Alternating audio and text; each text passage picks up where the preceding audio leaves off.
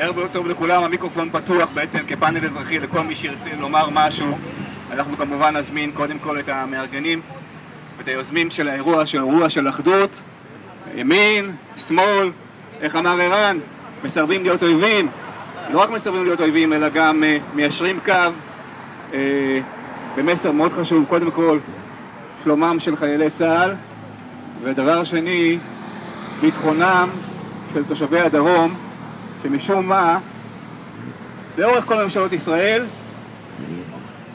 המציאו את המושג טפטוף, מטפטפים, מכיוון שאני שם ב-2007, 2008, 2010, מכיר את סדרות טוב, מטפטפים, טילים וקסאמים על אזרחי הדרום.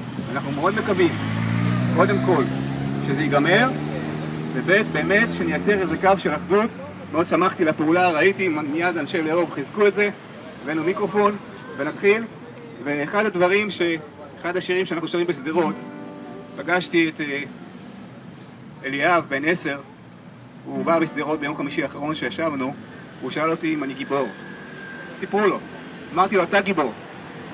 אתה בן 10, ואני מכיר ילדים בני 4 ו-5, שהיום הם בני 12 ו-14, שסובלים מאותם חרדות שסיפרת לי. כי הוא שאל אותי, אם יש לך אופנוע ואתה גיבור, אם אתה לא מפחד. אז שרתי לו שיר שכתבנו בסדרות. וביחד תושבי סדרות, אלה שהיו שם ביום חמישי שרו איתי את הפזמון הזה. שזה הולך ככה, יש דרכים לחבק את הפחד. גם את זה נעבור ביחד. יש דרכים לחבק את הפחד. אם נדחה מחלוקות ונאחד את הכוחות. גם את זה נעבור ביחד. זה מאוד פשוט. אם נדחה מחלוקות ונאחד את הכוחות, גם את זה נעבור ביחד. זה הפזמון, גם את זה נעבור ביחד.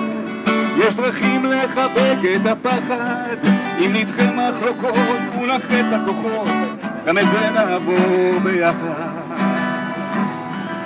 בזמן שחייל שהוא נלחם על הגבול, בזמן שתינוק לא נרדם במקלט, שנופלים פגזים על האזרח התמים, חייבים להישאר חזקים מבפנים. כל עוד שדולק אורו של הנר, בזמן שהטוב אינו מוותר, בדרכים הידועות בין הטוב והרע, לאהוב בלי לחשוב לקבל חזרה. גם את זה נעבור ביחד, יש דרכים לחבק את הפחד. אם נדחה מחלוקות ונאחד את הכוחות, גם את זה נעבור ביחד. לא ימין, לא שמאל, לא חרדים, לא חילונים, כולם ביחד מאוחדים בדעה אחת. קודם כל, תפילה לשלומם של חיילי צה"ל. קודם כל, ששום טיל לא ייפול על האזרח במדינת ישראל. ואת כל המחלוקות בדרך של הקשבה, בדרך של הכלה, בדרך של מציאת והובלת וזרקור דרך שמתאימה יותר לעם שלנו, נמצא את הפתרון. ואולי גם אפשר לקוות, הלוואי שמענן תרד עלינו קשב, הלוואי ולעולם הזה יש תקנה, הלוואי. ואין סוף מילים, עוד מעט נעשה גם תפילה.